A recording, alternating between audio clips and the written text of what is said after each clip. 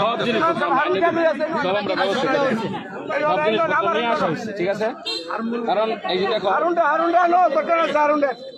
বাড়ি কোথায়?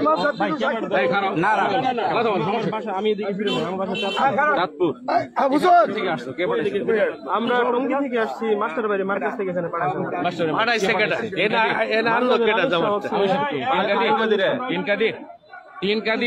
শোনো আমি বলি, টিনকাদির আওয়ামী লীগের 200 টিনকাদির এই পর্যন্ত হবির বাড়িতে কয়েকটা গন্ডগোল হয়েছে, বিভিন্ন সময় বিভিন্ন সমস্যা হয়েছে, এর নেতৃত্ব দেয় হলো টিনকাদির।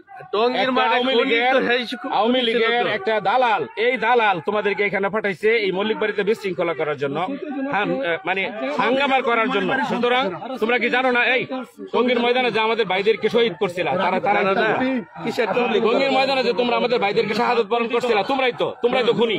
সাতপন্থী না তুমি? সাতপন্থী খুনি। সুতরাং আমাদের ভাইদেরকে যারা খুন করছে, যারা আমাদের ভাইদের রক্ত জড়াইছে, তারা মল্লিক বাড়িতে আইসা ভালুকার শান্ত মাটিকে অশান্ত করার চেষ্টা করতেছে। কেন? বাড়ি কই তোমার? চাঁদপুর যাও। এখানে কি চাঁদপুর যাও তুমি? এখানে কি আমাদের ভালুকাতে? এই শোনো, ভালুকা এই যে কাজ করতে ভালুকার একজন আলেম, ভালুকার একটা মুয়াজ্জিন, একটা মসজিদের খাদেম পর্যন্ত তোমাদের পক্ষে না, এটা জানো তুমি? তুমি দেখছো না এখানে আইসা? টঙ্গীতে তোমরাই আমাদের আলেম ওলামাদেরকে খুন করছো, তোমরা আমাদের রক্ত জড়াইছো। সুতরাং আমাদের কথা হলো, আমরা কোন খুনিদেরকে বালুকার মাটিতে প্রশ্রয় দিতে পারি না, ঠিক কিনা বলেন?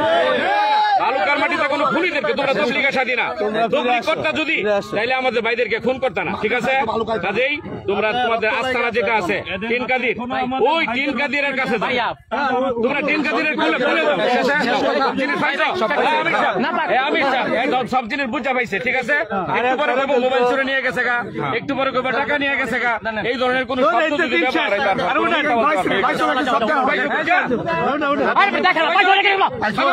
কথা বলো না কেন?